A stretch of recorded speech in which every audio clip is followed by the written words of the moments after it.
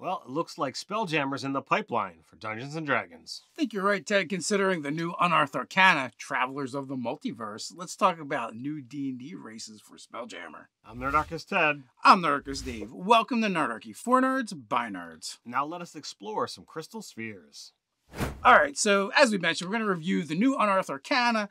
Hold on to your butts. This one is going to take a bit of time and is going to be a little bit longer, I believe, because we have 6 new races to talk about. Yeah, this is obviously, dropped with the most recent Unearthed Arcana, which is what is obviously leading us in the direction of SpellJammer, which there's a lot of fun things that are, jam-packed into this, 4 pages worth of Unearthed Arcana. We've got the Astral Elf, we've got the Gif, we've got a simian race called the Hedozi. We got the Autognome, the Plasmoid, and Thrycreen as well. So, a lot of very cool things. I don't know how all of this is going to fit into a SpellJammer thing, but, let's give it a go. Yeah, I said Plasmoid, but I think it's a Plasmoid. Plasmoid, yeah. Very different species. Matter of fact, I think they're at war, intergalactic SpellJammer war. But anyway, we already have an article up over on the website. We'll throw a link in the description down below if you want to see what Nerd Doug has to say about the new Unearthed Arcana and what his views are as well for additional content. But before we go any further, we got to take a moment to actually thank our sponsors. And for this is going to be Fool's Gold. And that's Into the Bellowing Wilds, which is now live on Kickstarter, featured in the YouTube series by Dingo Doodles. Fool's Gold, Into the Bellowing Wilds is an exciting new 5e adventure that takes place in the world's deadliest jungle, where everything wants to kill you. Delve into the Bellowing Wilds, discovers the rich lore of the world, and find out what happened to the ancient Foreclaimers who disappeared thousands of years ago, leaving ruins, mysteries, mechanical dragons, and dinosaurs, and awesome treasures behind. This adventure includes lots of new races, subclasses, character backgrounds, and spells, and even a new sub-school of magic, Onomancy, the magic of dreams, not to mention the extremely powerful soul magic usually reserved for the gods. The adventure also features over 35 unique monsters, an advanced alchemy and harvesting system, and hundreds of curses and unreasonably wild magic. Who cares about all of that? It's Dingo Doodles. Her videos are amazing. I remember the very first video I saw from Dingo Doodles, and I watched that thing explode overnight. Dingo Doodles is a great storyteller. I can only imagine that this campaign setting is going to be amazing.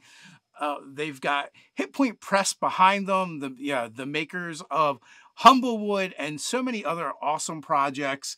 This is going to be amazing. You owe it to yourself to at least check it out. Maybe it's for you, maybe it's not, but you won't know until you click that link in the description or go to foolsgold5e.com. But hey, you're looking for another way to help support the channel? Why not come check us out on Patreon and support us there? As a special thank you, you'll receive 5e content for both players and GMs alike. Every month, we're making drop-in encounters, magic items. We sometimes turn them into print and play magic items, maps from our very own games, as well as feats, spells, races, subclasses. There's probably so much more that I'm not even thinking about. Also, a chance to game with us. There will be a link down in the description as well as a card up here. There is a free sampler that you can download at those links. Go check it out. So let's actually dive into the Travelers of the Multiverse, Unearthed Arcana 2021. So we get an Astral Elf, an elf denizen of the astral plane who is likely thousands of years old. We get the Autognome, a mechanical gnome gifted with free will. Gif, a hippo-headed being of impressive size. The Hedozi, a highly adaptive simian being who uses wing-like membranes to glide. The Plasmoid, an amoeba-like being. And the Thrycreen, a 6-limbed telepathic insectoid. Now, we have this whole section on basically how we're doing characters in 5e now. The optional rules from Tasha's Cauldron to everything are less optional now and just part of the game. So, we're not going to go into that. We've gone into it in a bunch of other videos. Unless you live under a rock and you're not really playing current 5e material, you would know what it is anyway. So we're going to start with the Astral Elf. Long ago, groups of elves ventured from the Feywild to the astral plane to be closer to their gods. Life in the Silver Void has imbued their souls with a spark of divine light. That light manifests as a starry gleam in the Astral Elf's eyes. Because nothing ages in the astral plane, Astral Elves from the plane are thousands of years old, and their longevity gives them unusual perspective on time. Some are prone to melancholy, while others display Absence of feeling. Many look for creative ways to occupy themselves, whether they choose to live in quiet contemplation or strike out to explore the reaches of the multiverse. They tend to see things through the lens of time as having little or no meaning to them. Astral elves who don't dwell in the astral plane can live to be over 750 years old. So their traits are, your type is humanoid, your size is medium, you have a walking speed of 30 feet, and you gain the following abilities. Astral Fire, you know one of the following cantrips of your choice. Dancing Lights, Lights or Sacred Flame. Intelligence, Wisdom, or Charisma is your spellcasting ability for it, and you choose that when you select your race. They have Dark Vision out to 60 feet. They also have Fey Ancestry. You have advantage on saving throws you make to avoid or end the charmed condition on yourself. And they get Keen Senses, proficiency in the Perception skill. They have Radiant Soul. When you succeed on a death save, you can regain a number of hit points equal to your proficiency bonus, plus your intelligence, wisdom, or charisma modifier. Choose when you select this race. You can't use this trait until you finish a long rest. You get trance like other elves do, and trance proficiencies. Whenever you finish a long rest using your trance trait, gain 2 proficiencies, each one with a weapon or a tool of your choice. Select from the player's handbook. You mystically acquire these proficiencies by drawing them from shared elven memory, and you can retain them until you finish your next long rest. So that's interesting. You get either, 2 weapons, 2 tools, or a combination thereof. I think Radiant Soul is probably the most interesting ability that we see here. Being able to kind of get back up once a day when you succeed on a death saving throw. But it's not something like you want to be relying on. Yeah, I mean, it's a cool thing. Anything that has to happen that relies on you going down as a player character is like, it's cool, but also kind of sucks as well. In this particular case, like, Relentless Endurance for the orc is super cool because it keeps you from going down. Right. Where it's like, no, you actually have to go down and make a death saving throw. And in this case, fail the death save. No, this one succeed. Oh, succeed the death save. Then there's another ability that is off of failing, and then you can get back up, right? So, but the thing to remember with that ability is, when you make the death save, it's at the beginning of your turn. But so like you're gonna regain a number of hit points. It's still not a huge amount. Best case scenario, you're talking about, maxed out your proficiency bonus out of 6. 5 plus your maxed out stat if you went heavy on the mentals. So like that's 11 hit points, but that's also talking at 17th level plus. It's not huge, and it's not something to really rely on. You're going right back down. I mean, the same thing can be said for the Relentless Endurance from the orc. But both are cool in the sense that like it doesn't matter how much damage took you out, you're just kind of getting back up. It's a new mechanic. It's interesting. So the other thing that we get is trance proficiencies, which is basically you have flexibility. You can swap out weapon proficiencies, tool proficiencies. So this is the most the most proficient heavy elf, I believe. I mean, aside from the Eberron ones, which I kind of always set them aside from the rest of D&D for some reason. But you find a cool weapon, in the in your adventure and be like, oh, there's nobody wants to use that, or no one knows how to use that. It's like, I can. So even if like you find something that I know exotic weapon doesn't exist, but if it's a weapon proficiency, that means you can get it, right? So I think that'd be a cool way to kind of grab something out of the multiverse that nobody else uses. For sure. So what do we got next? All right, so next up is Autognomes. Autognomes are mechanical beings built by rock gnomes in their image, usually with a particular purpose in mind. For example, a gnome might build an autognome to be a steadfast colleague or a loyal companion. Sometimes because of a malfunction or unique circumstance, an autognome becomes separated from its creator and strikes out on its own. An autognome bears a resemblance to its creator, and most autognomes are programmed to speak and understand gnomish. The internal components used in the autognome's manufacture can vary wildly. One autognome might have an actual beating heart in its chest cavity, while another might be powered by stardust or intricate clockwork gears. Roll on the autognome history table or choose an entry to determine what event set your autognome on the path to adventure. If nothing on the table appeals to you, work with your DM to create an origin story for your autognome. Like gnomes, autognomes can live for centuries, up to 500 years.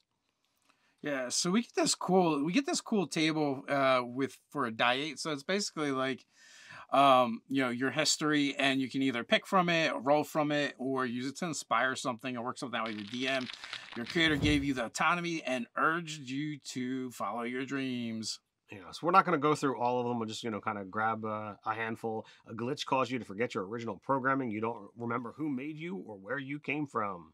Your creator built you to complete a special mission. Or you felt trapped in a role for which you were built and abandoned your creator, determined to find a greater purpose. So I think the Autognomes are a lot of fun, and like I said, you can use these as inspiration to kind of craft your own story if nothing there appeals to you.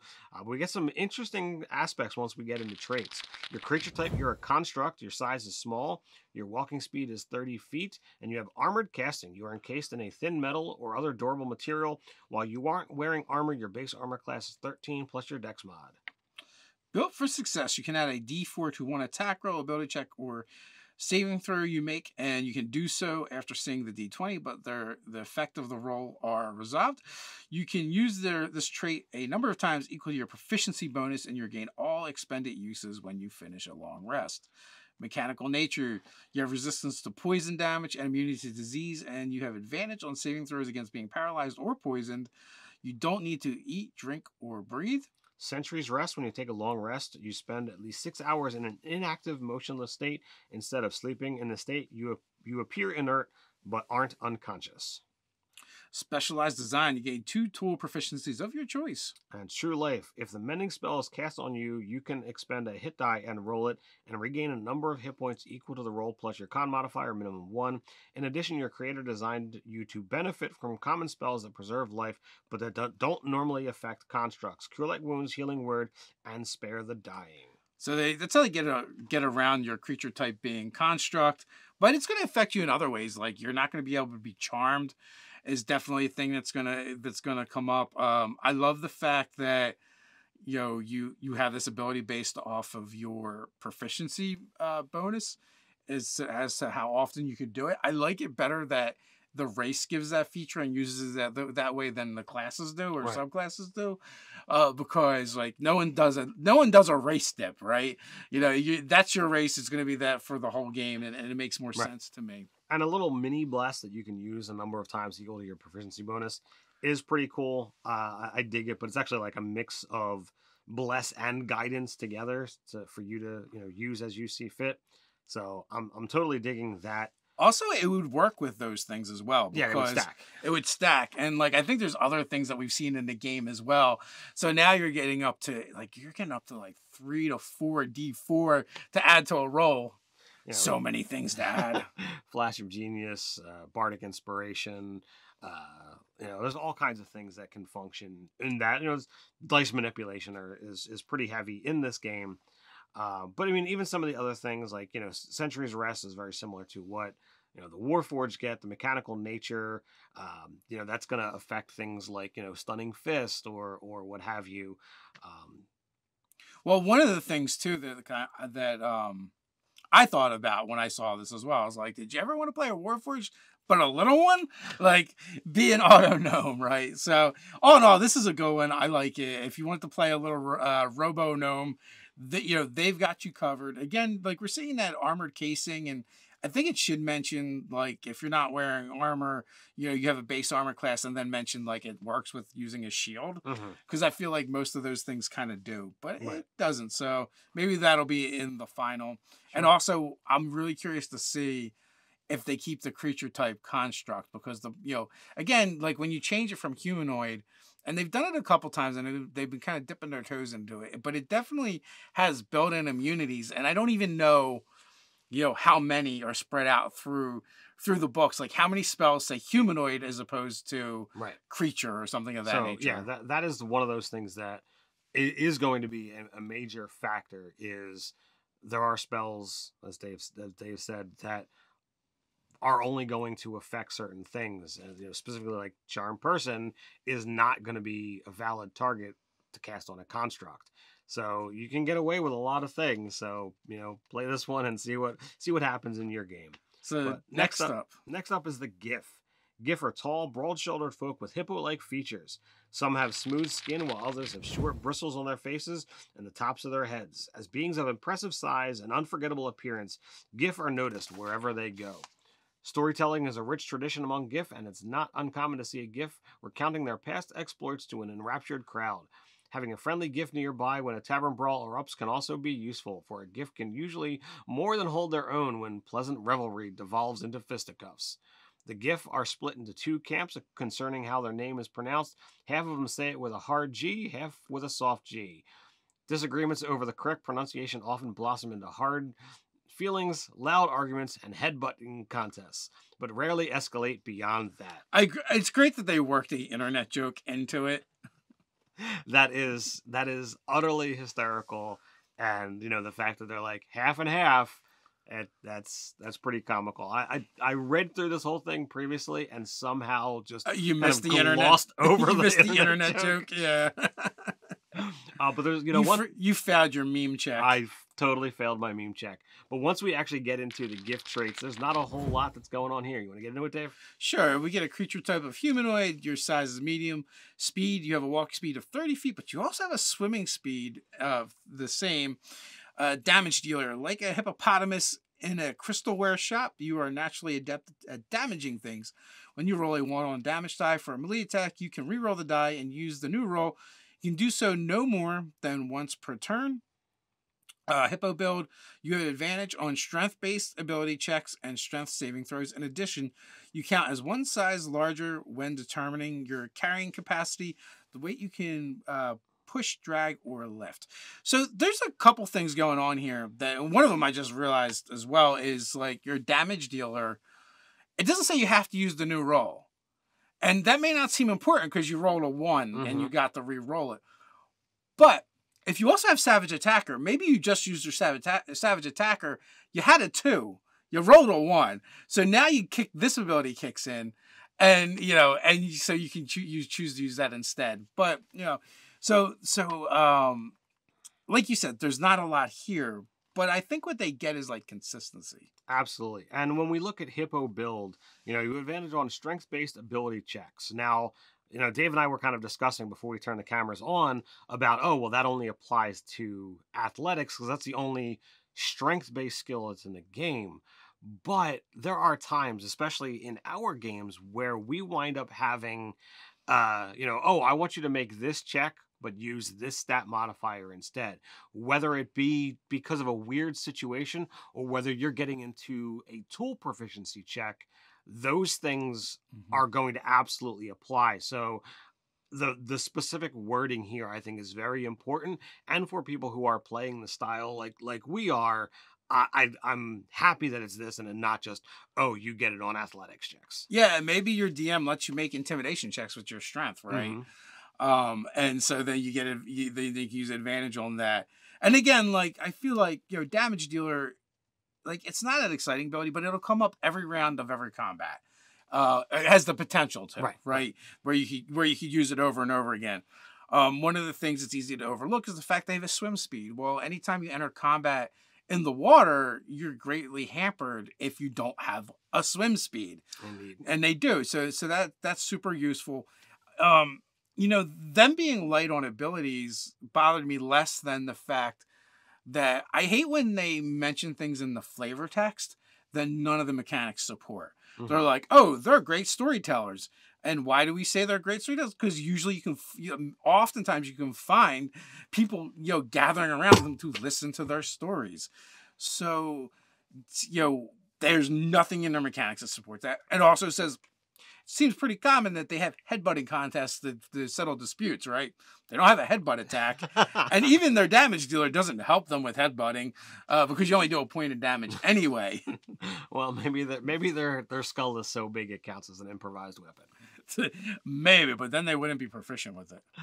Well, I mean, so I do like the gift traits and stuff they have. They're like my minor things. I know talking to you and Doug, you're like, it's very unimpressive. There's not that much there. I just feel like the stuff that they do have is going to come up fairly often. I agree. I mean, I don't have a problem with it beyond like it's not exciting and flashy. It's not exciting. I just think it's it's a little underpowered depending upon what style of games. And I agree with your points about those things not applying to like the story aspect of them not applying to their traits. But next up, we have the Hedozi. Hedozi are people with simian features that long ago adapted to live among the tall trees of their home world. They are natural climbers with feet as dexterous as their hands, even to the extent of having opposable thumbs. Membranes of skin hang loosely from their arms and legs. When stretched taut, these membranes enable a Hedozi to glide. The first Hedozi were hunted by large natural predators. To survive this hostile environment, they developed an instinctual sense of community. Today, that same instinct compels many Hedozi to cultivate friendships, knowing there is safety in numbers. So the Hedozi traits, your creature type is humanoid. Size, you are medium or small. You choose a size when you select this race, and you have a walking and climbing speed equal to 30 feet. Dexterous feat, you can take the use object action as a bonus action. Glide, if you are not incapacitated or wearing heavy armor, you can extend your skin membranes and glide. When you do so, you can perform the following aerial maneuvers. When you fall, you can move up to 5 feet horizontally for every 1 foot you descend. When you would take damage from a fall, you can use your reaction to reduce the fall damage to 0. That's absolutely crazy. To like, you fall and you take 0 damage. There's not a whole lot there, but using an object as a bonus action every round can be incredible, depending upon what magic items or equipment you've actually gained access to. So that can be pretty incredible. Flavor wise, I think these things are utterly amazing. I'm totally in on them, but there's nothing here that makes me feel like they're as powerful as some of the other more powerful races in the game. Yeah, I mean, even to use an object action, like you couldn't activate a magic item because generally that's an action in and of itself. That's true. Now, if you don't do, you can drink a potion as a bonus action in your games, which I think a lot of people homebrew that. Mm-hmm. But not everybody. You could be able. I believe that would account for that if you need to get something out. I had one player in my game. They carried manacles because they were the thief archetype for rogue, and they were just dying to use a bonus action to put them on somebody. So these guys could do that as well. And also, like, it'd be even cooler with these guys because like you're fighting them, and you don't notice that they just manacle your feet together with their feet when you weren't looking. That'd be pretty badass. And I'm sure that glide's going to come up as well in interesting ways. Oh, completely. Next up is Plasmoids. Plasmoids are amorphous beings with no typical shape. In the presence of other folk, they often adopt a similar form, but there's little chance of mistaking a plasmoid for anything else. They consume food by osmosis the way an amoeba does, and excrete waste through tiny pores. They breathe by absorbing oxygen through another set of pores, and their limbs are strong and flexible enough to grasp and manipulate weapons and tools. Although most plasmoids are translucent gray, they can alter their color and translucence by absorbing dyes through their pores. Plasmoids don't have internal organs of the usual sort. Their bodies are composed of cells, fibers, plasma-like ooze, and clusters of nerves called ganglia. The nerves enable a plasmoid to detect light, heat, texture, sound, pain, and vibrations. Plasmoids can stiffen the outer layers of their bodies to maintain a human-like shape so they can wear clothing and accessories. They speak by forcing air out of tubular cavities that constrict to provide sound. When a plasmoid sleep, they lose their rigidity and spread out and are sometimes mistaken for a rock or some other feature of the environment. Super cool. Plasmoid traits. All right. Creature type. You are an ooze. Size. You are medium or small. You choose it when you gain the race. Speed. You have a walking speed of 30 feet. You're amorphous. You can squeeze through a space as narrow as 1 inch wide, provided you are wearing and carrying nothing. You also have advantage on ability checks you make to initiate or escape a grapple. You have dark vision out to 60 feet. Hold breath. You can hold your breath up to an hour. Natural resilience. You have resistance to acid and poison damage, and you have advantage on saving throws against being poisoned. Shape self. You are not. If you are not incapacitated, you can reshape your body to give yourself a head, 1 or 2 arms, 1 or 2 legs, and makeshift hands and feet. You can revert to a limbless blob, no action required. As a bonus action, you can extrude a pseudopod that is up to 6 inches wide and 10 feet long, or reabsorb it into your your body. You can use the pseudopod to manipulate an object, open an unlocked door or container, stow or retrieve an item from an open container, or pour out the contents of a container. The pseudopod can attack, activate magic items, or carry more than 10 pounds. All right, so mechanically, I don't think there's a whole lot going for this. Thematic wise, I absolutely love this. You know, this to me harkens back to some of the 80s cartoon shows of, you know, a variety of blob like characters that you could, you know, kind of you know, be inspired by. But I look at this of like the number of times I'm like, okay, the thing is over there, we just can't reach it. But oh, if I have a pseudopod that can reach up to 10 feet away, that might just be able to do the trick for me of like, oh, well, I can just kind of pseudopod my way out, or just kind of gel out of the cage. Being able to change your size and shape to either be a humanoid or not look like a humanoid, you know, is just a lot of fun. I would like also take this in a direction of like, oh, well, you know, could I be like a serpentine blob where I've got one leg, but it's more like a, you know, like a Yonti pure blood, you know, like you've got the snake body and you want to just slither around. That's the direction. Totally go snail. You could totally go snail. Like, there's so many different things that you could do with this race. Like, I absolutely love it. So we get the shape self ability, and I think that's going to open up a lot of interesting, cool things you can do during combat. You know, with the list of things that you can do, and you can do it at a range of 10 feet. So it's kind of cool, like opening doors, pulling levers, you know, switching out items or weapons that you're using. You know, you don't have to use an extra action to do it. You can just do it as a bonus action. And also, if you're like a class that doesn't get a lot of bonus actions, this can be super useful. As we mentioned before with the, you know, use an object as a bonus action, if you don't allow potions to be drank as a bonus action in your game as a homebrew, well, now you can do it as part of the rules. And, you know, they get resistance to a very common type of damage and advantage against saves on it, being poison. And then, you know, acid happens as well. So Indeed. So I think all in all, it's a decent package. I think it's a good package. Like I said, I don't feel like it compares to some of the other, you know, greater things that they've made before. And it looks like, especially with, you know, these last two, that they are definitely, or this with this particular Unearthed Arcana, that they're erring on the side of caution, especially considering that with some of these, the humanoid is not the type. So, well, this one in particular, right? Like, you know, this is an ooze.